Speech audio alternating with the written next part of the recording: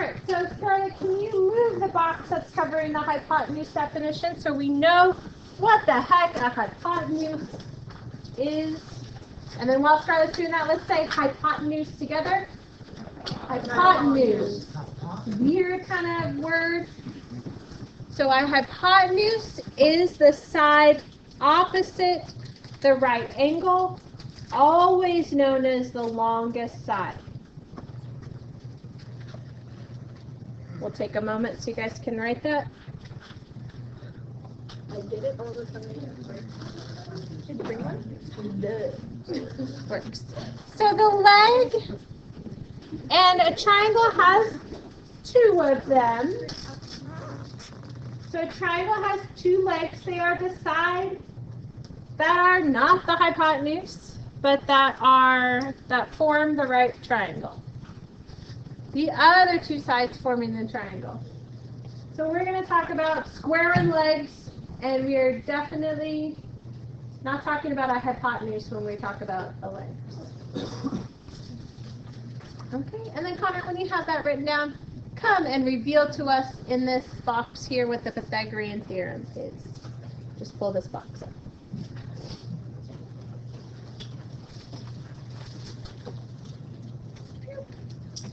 All right, so our buddy Pythagorean theorem, and we are definitely going to put a star because he's one of those little guys that never goes away. So there's already 2 stars here, so that's great. So the Pythagorean theorem is our first leg squared, so like this 4 here, plus our other leg squared is equal to our hypotenuse squared. So Evan, come and reveal, when you have this written down, I don't want you to feel rushed. Go ahead and reveal that box. So blank is the hypotenuse. Ooh, C.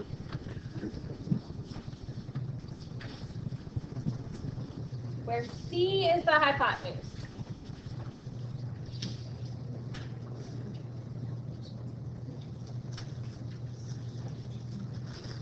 So we have, this is our leg, this is our leg, and this is our hypotenuse. What are the triangles like? Has to be a right triangle. Oh. You cannot use, that's a great question. Cannot use Pythagorean theorem unless you have a right triangle. So if the hypotenuse has to be along the side line, the hypotenuse is C, then wouldn't A and B equal 1 on C? Does it? Or is it?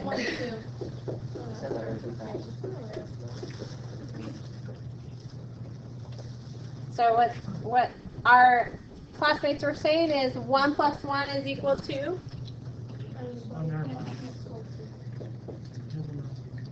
And then whatever square root of 2 is approximately 1.4. That's a good example.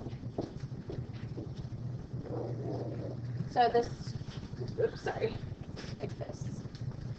I just remember the way they taught my class here, or they made it to where if you put it in one, they made it a really Okay. My experience with Pythagorean theorem is as long as you have a right triangle, it should work out where the side squared plus the side squared equals the hypotenuse squared. So let's take a look. This is a common right triangle, so I want you to circle it and put common. 3, 4, 5 is a super common right triangle because if we're following the Pythagorean theorem, we go 3 squared plus 4 squared. Does that equal 5 squared? We're going to do a little test. 3 squared is 3 times 3. Eventually, you guys are going to get to a place where you remember that the little 2 means you take that number and multiply it twice by itself. So this is 3 times 3, and this is 4 times 4. Or it is 9 plus 16. Does 9, oops, I said 26. Does 9 plus 16 equal 25? Yeah. Yes. 25 does equal 25. So in this case, the Pythagorean theorem checks out. Our goal for rational expressions is to hang on to the square root as long as we can. So we're going to try, so when we get to here, we're going to try not to put this in our calculator and get the 1.4 rounding answer. We're going to try to keep it as the exact answer being square root of 2. And in fact, that square root of 2 is what we define as a rational expression, which is the title of this chapter. Okay. All right, we are going to find the length of our hypotenuse, and we look at this little tile here. The tiles at the right are squares with 6-inch sides. So we look, we got 6 inches here, 6 inches here, and we see that it's any square or a rectangle, we can draw a diagonal from corner to corner and make it a right angle. We want to find the hypotenuse, so I'm going to call it, you guys, can you see that C on your copy? It's kind of dark in there, so let's, if you need to, put an arrow and draw and a C, then make sure you guys do that. What is the length of the line running from corner to corner? What's the length of the line running from corner to corner? Okay, I see. So we're going to go, it's this from corner of your square to the other corner. It's the one they have drawn there. It's probably hard to see on your copy. Okay, so we're going to use the Pythagorean theorem. I'm letting you guys know, if you're going to use Pythagorean theorem, write it out first. Because I'm not a mind reader, I need to know that you understand what the Pythagorean theorem is, because your next step is going to be plugging in A, B, and not C. We're going to leave C as the letter. So I want you to show me, and this is a part of your learning, especially on a test. We're going to plug in 6 for A and 6 for B. We're going to square those 6's, add them together, and take the square root. So this is 36 plus 36. And we are not going to be fooled. The little baby 2 means 6 times 6. 36 plus 36, I happen to be a fan of multiples of 12, is 72. So we take the square root of both sides, and we get C is equal to the square root of 72. Now, ladies and gentlemen, we just did a whole doggone chapter where we took the square root of both sides, or we used quadratic formula, and what did we have to make sure we put in our answer? The minus 74. Plus or minus. Yeah, I'm hearing it. You guys, the plus and the minus. Why am I not doing that here? Am I completely ignoring? Morgan? Huh? Right. You can't have a negative distance. So I don't want you to think that we are unlearning all the stuff that we learned. When you're talking distances, you just don't need the negative one. So when I take the square root of both sides, it's just going to be square root of 72. I'm going to show you a special little treat for this guy. 72, if I cut it in half, is 36 times 2. I don't want to blow up your brain, so stay with me here, guys. We don't want any exploding gray matter today. This is the same as square root of 36 times the square root of 2. So I'm just taking pieces. So is 72 equal to 36 times 2? Thumbs up or thumbs down? Thumbs up. Whatever's under the square root, I can, as long as it's got multiplication or division, I can go multiply, multiply. I can split the root. It is not in simplest form, unfortunately, if it's as root 72. So because there's a perfect square that lives inside of 72, the perfect square's name is 36, and I will do a bunch of these example problems with you so you guys get a feel for it. What is the square root of 36? 6. What's the square root of 2? So if it doesn't have a perfect square, it stays under the radical. If it's got a perfect square, you go ahead and do that and put it outside the radical. How about that? It happened. Okay, true or false? 36 times 2 is 72. True or false? It's true. I promise you can check on a calculator. What is the square root of 36? And the square root of 2 doesn't have a perfect square root, so it stays underneath. So everybody, I think of it like this. Everybody is stuck underneath the square root prison. Square root prison won't let you go unless you're a perfect square. Get out, then you get out on good behavior. But you have to be a perfect square in order to get out.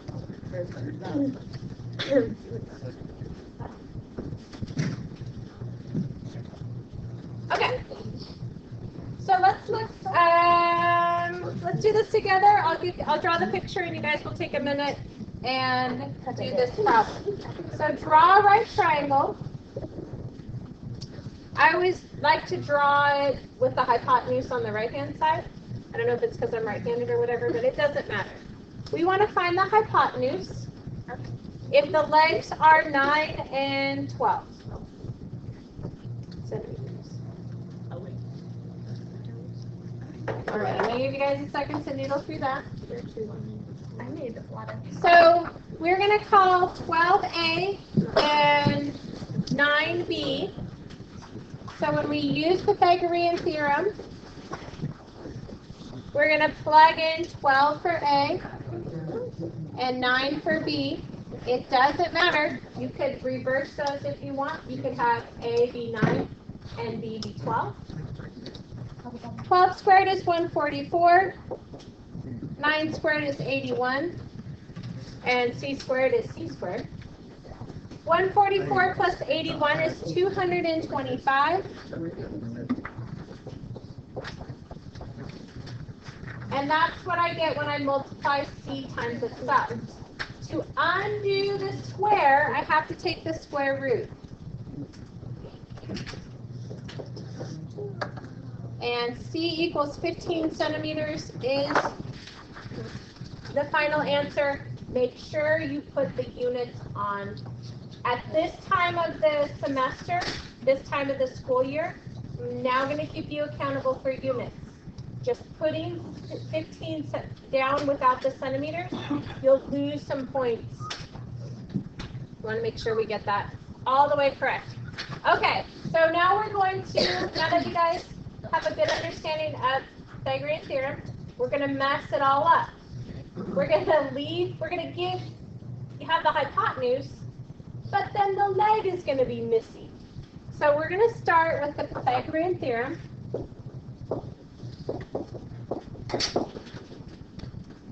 But in this instance, our A is, does this say 5? Yeah.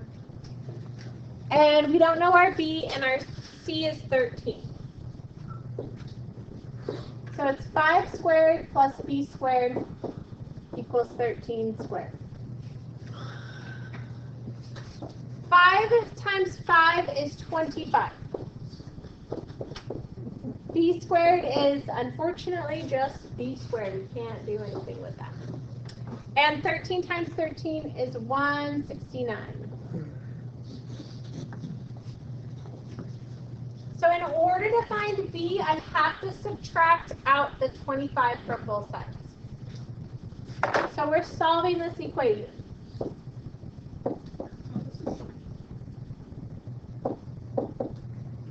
4, and 1. Oh, we know how to do this. So b is equal to 12 centimeters. Because we take the square root of both sides, square root of b squared and the square root of 144. And that gives us b is equal to 12. So here's the scenario when you want to find the hypotenuse. You square both sides and add them together, take the square root. When you want to find one of the sides, you square both items, subtract the leg, and take the square root. One has an add, one has a subtract.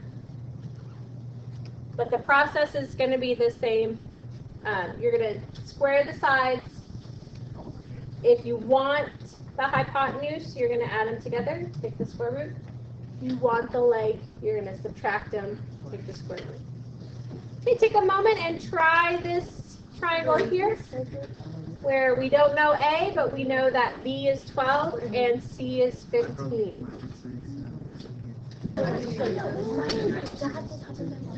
So we know that A is a letter, we know that B is 12 and C is 15. Ladies and gentlemen, start out with the Pythagorean theorem first. Write down a squared plus b squared equals c squared. Rachel? Okay. Yeah. You going to come up and do it or just verbally? Okay.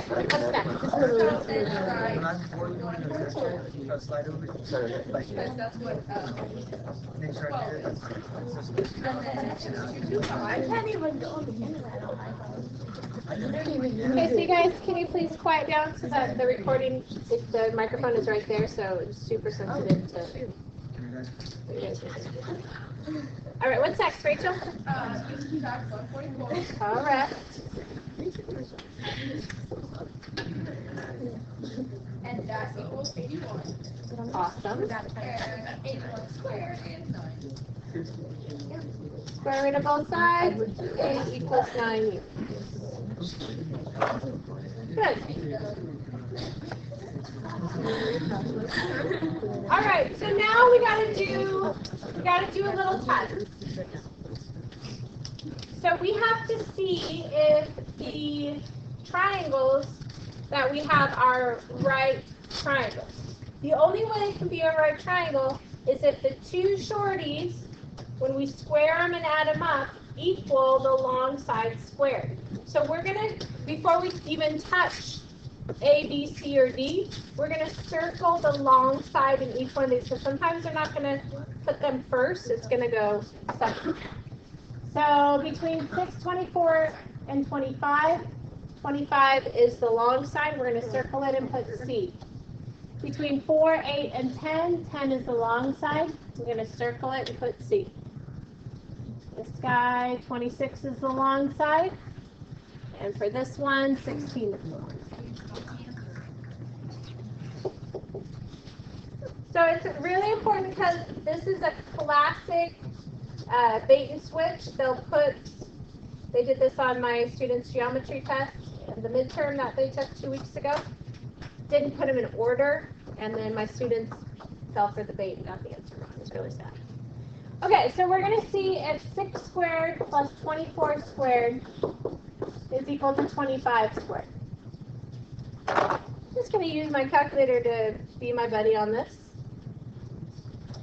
So 6 squared, I actually know that one, that's 36.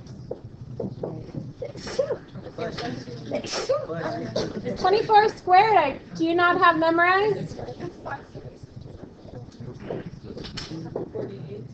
25 squared, I think is 625. We're going to add 36 to the 575. Does 612 equal 625? So this is not a right triangle. Okay, so we're going to to try this again. We got 4 squared plus 8 squared. Does that equal 10 squared? That's 16 plus 64 equal 100. Does 80 equal 100? No. So it's going to be C. 10 squared plus 24 squared equal 26 squared. 100 plus 576. 26 squared is 676. Oh my God. They were. Where is it? Oh, I don't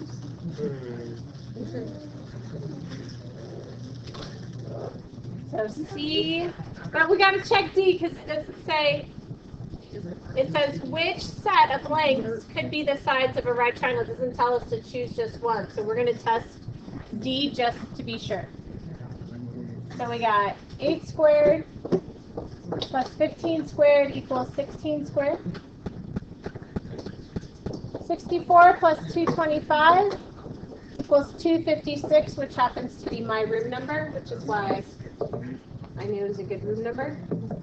64 plus 225 is 289.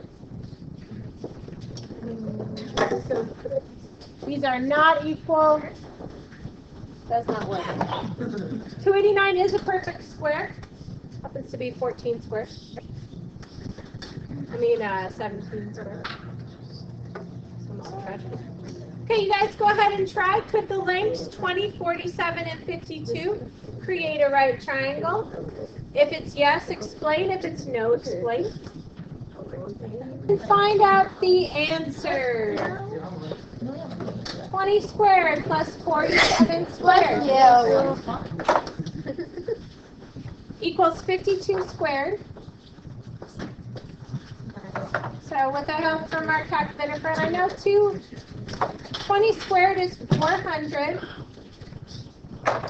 47 squared is 2209.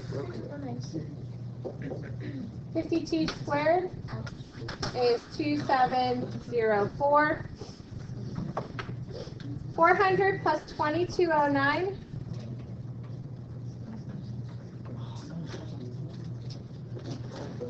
is 2609. Is that equal to 2704?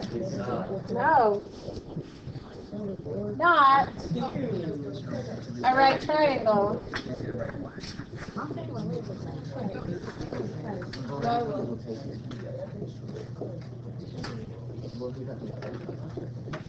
Since a squared plus b squared does not equal, a squared plus b squared does not equal c squared.